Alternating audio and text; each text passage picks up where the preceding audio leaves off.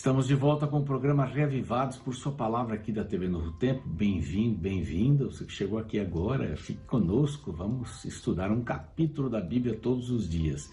Temos gente aqui que já acompanhava o pastor Fávero.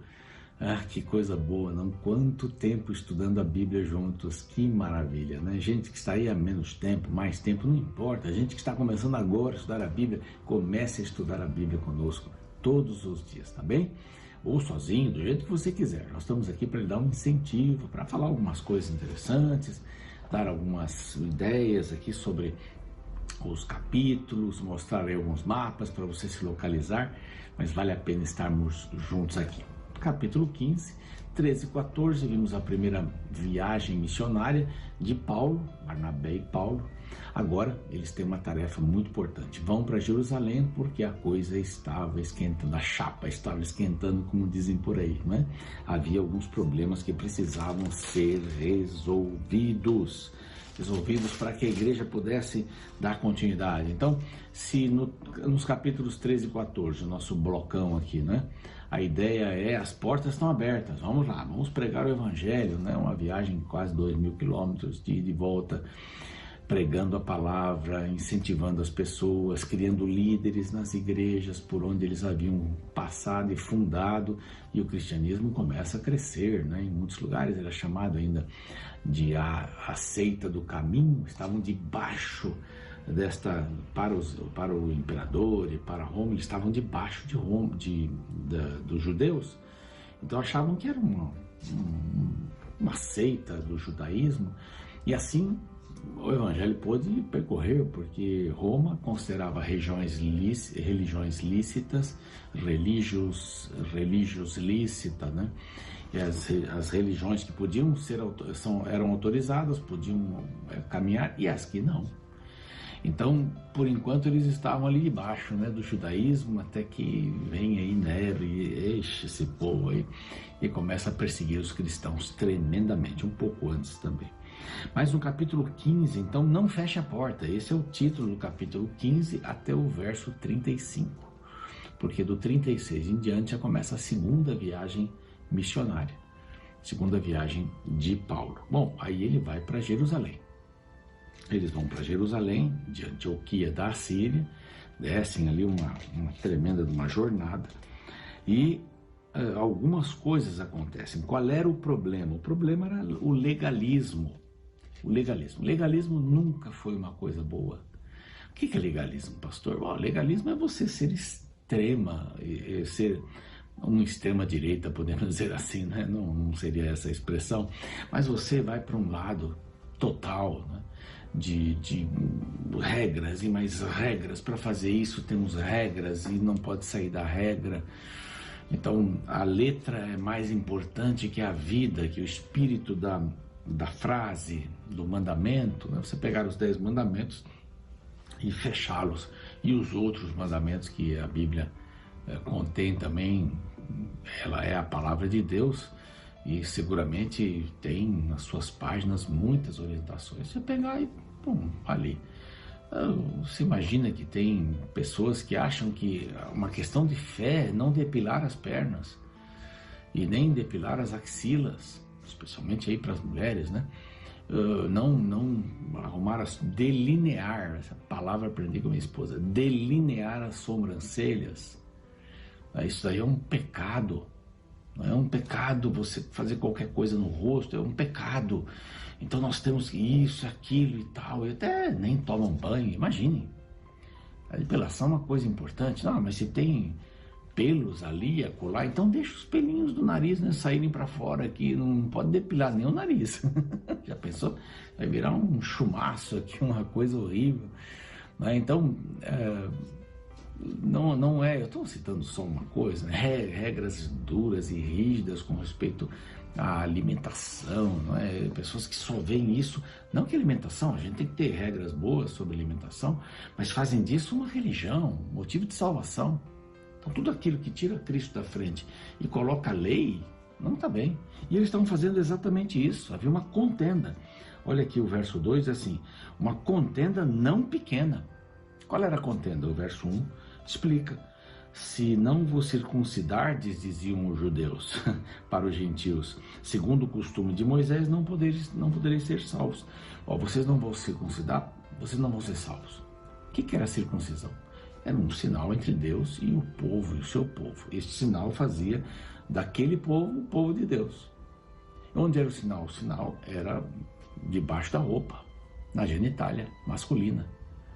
Agora o sinal sai da genitália masculina, que era uma coisa que ficava escondida, e vai para o coração. Cristo estabeleceu isso. Paulo fala muito sobre isso. A circuncisão agora é do coração. Ele diz assim, incircuncisos de coração. Vocês não têm um pacto com Deus? Porque o pacto com Deus, né, antes de Jesus, e até Jesus foi circuncidado também, até a cruz, quando a cruz foi estabelecida, todas essas questões ficaram para trás, porque a sombra que elas faziam era da cruz. Elas faziam a sombra da cruz. A cruz era o mais importante. Então, os gentios estão se convertendo, tem que se circuncidar. Isso era judaico. Agora estamos vivendo uma era cristã. Então a gente tem que entender bem isso. Tem pessoas que querem fazer regras e mais regras, não é? Aos defensores da palavra, do perfeccionismo. Eu combato muito o perfeccionismo. Já combati mais, porque havia mais. Onde eu trabalhava, pessoas eram levadas assim a fugirem para o mato e começarem uma vida que elas não estavam nem preparadas. E muitos hoje são pregoeiros. Se você pode viver num sítio, que beleza.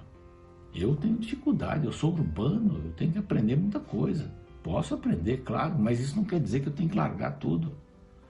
E fugir do quê?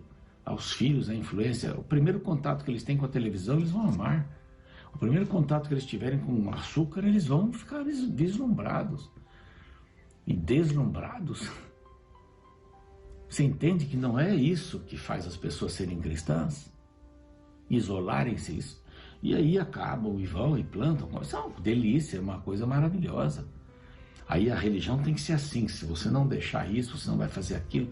Então, desculpe falar isso, né? Há pessoas que creem um pouco diferente, mas cuidado, porque você pode virar extremista. E o extremo nunca é bom para nada, o equilíbrio é bom. Você quer viver no mato? Viva no mato. Mas não faça disso uma religião. Quem não sai da cidade não for para o mato. Vou comprar ali, porque vai vir uma perseguição. Você acha que eles não vão achar você? Com esses sensores térmicos? Pumba, botou o sensor térmico lá de cima de um drone e acha você. Não é esse o assunto. Não é esse o assunto. Na realidade, nós temos que ter uma vida compatível com a palavra de Deus. Então, esse era o problema que acontecia. Então foram enviados Paulo e Barnabé, né, foram lá para o concílio. Esse concílio era dirigido por Tiago. Tiago era o presidente da igreja cristã. A igreja cristã tinha uma organização. Então esse é o problema. Vamos discutir este assunto. Como Paulo e Barnabé foram enviados, eles estavam vindo para Jerusalém para contar o que tinha acontecido. E eles contaram o que tinha acontecido com os gentios, a grande conversão dos gentios. Paulo não era brincadeira não, meus amigos, meus irmãos, minhas amigas, minhas irmãs. Paulo não era brincadeira não. Paulo tinha um trabalho sério com Barnabé, e eles contavam aqui no verso 3, contaram a conversão dos gentios, e grande alegria. Então deu uma amenizada, né? E como alguns da seita dos fariseus estavam por ali, levantaram, não. Fariseus dentro do cristianismo, né? É necessário circuncidá-los e determinar-lhes que observem a lei de Moisés. Então, daqui a pouco, vão matar cordeiros. Não tem nenhuma graça nisso. Aí vem a defesa. Primeiro a discussão, agora vem a defesa. Levanta o apóstolo Pedro, respeitadíssimo. Ele recebeu aquela visão. Lembra-se da visão? Uma visão que ele teve do lençol cheio de animais, e diz: come todos. Como vou comer? Imagina, tem animais imundos. Na realidade não serviria comida, serviria gentios. Então todos são aceitos, devem ser agregados, não é? Devem ser incorporados todos os que quiserem, e aí vai para Cornélio, na casa de Cornélio, é chamado, uma coisa linda, nós já vimos essa história, dá uma olhadinha lá nos capítulos anteriores. Mas então Pedro se levanta e diz assim, depois desse grande debate, ele pediu a palavra: irmãos, vós sabeis que desde há muito Deus me escolheu dentre vós para que por meu intermédio ouvissem os gentios a palavra do evangelho e crescem. Então, vamos ter calma, vamos ter paciência, porque Deus concedeu o Espírito Santo também a eles. Eles receberam o Espírito Santo, verso 8. E não estabeleceu distinção entre nós e eles. Olha que palavra linda. Verso 9 é uma palavra maravilhosa. Deus não estabeleceu distinção entre nós e os outros. Você tem esse costume de dizer assim, lá no mundo, né? As pessoas do mundo, então você está em Marte. Você também está aqui. A igreja é o instrumento mais mundano que Deus tem na Terra. Pai, pastor, que negócio é esse? Não, o que a igreja tem que fazer? Não é invadir o mundo? Não é? É invadir o mundo. Tem gente que fica preocupada, o mundo está entrando na igreja, o mundo está entrando na igreja. Olha, a igreja está no mundo. Ela é um círculozinho pontilhado, ela não é um círculozinho fechado, não é um clubinho fechado. A igreja não tem paredes, a igreja só tem teto, que é o Espírito Santo. A igreja tem portas abertas aqui. E o título do capítulo 15 é Não Feche as Portas. Não feche as portas para os gentios. Ora, você quer ter uma igreja, um clubinho de pessoas santas, perfeitas. Para entrar aqui você tem que ser assim. Para entrar aqui você tem que cumprir. Não pode isso, não pode aquilo, não pode aquilo outro. Isso é regra. Isso é legalismo. Não estou querendo afrouxar as coisas, não. Tem que ter regra, tem que ter conduta. Claro, tem que ter organização, estrutura. Mas tem gente que faz disso o seu próprio Deus. Que coisa horrível. Que coisa terrível. Então nós vemos aqui que Pedro levanta e diz assim, calma, gente. Vocês não vão tentar Deus agora, né? Nós somos salvos, não tem distinção entre eles e nós. Aí Paulo e Barnabé falam do presente. Pedro fala do passado, o que foi feito no passado, a graça que Deus deu, e ele começando a pregar o evangelho para os gentios, porque ele queria, não, ele foi incentivado a pregar o evangelho para os gentios. E agora vem Paulo e Barnabé e falam do presente, falaram dos sinais, dos prodígios que Deus fez com os gentios. Isso foi animando o povo. E agora vem Tiago, a partir do verso 13. Tiago então faz um discurso fenomenal. Ele diz assim, gente, a igreja é internacional. A igreja é internacional. A igreja não é multi. A igreja não é só de um grupo. A igreja não é só de um grupo. Agora fomos enxertados na videira. Então agora temos que abrir, não é? A solução, então, para tudo isso é o seguinte, já que escandaliza os judeus, porque os gentios compravam carne no açougue lá, carne sacrificada, compravam lá, escandalizado. Então, assim, circuncisão, não vamos falar em circuncisão, vocês não precisam ser circuncidados, mas observem algumas coisas, verso 20, assim, não vamos nos perturbar, né, tal, dentre os gentios, eles vão se converter, mas olha, que eles se abstenham, no verso 20, na contaminação dos ídolos, nas relações sexuais ilícitas, dentro, fora do casamento, com pessoas do mesmo sexo, da carne dos animais sufocados e do sangue. Então isso daí vocês podem fazer, não podem?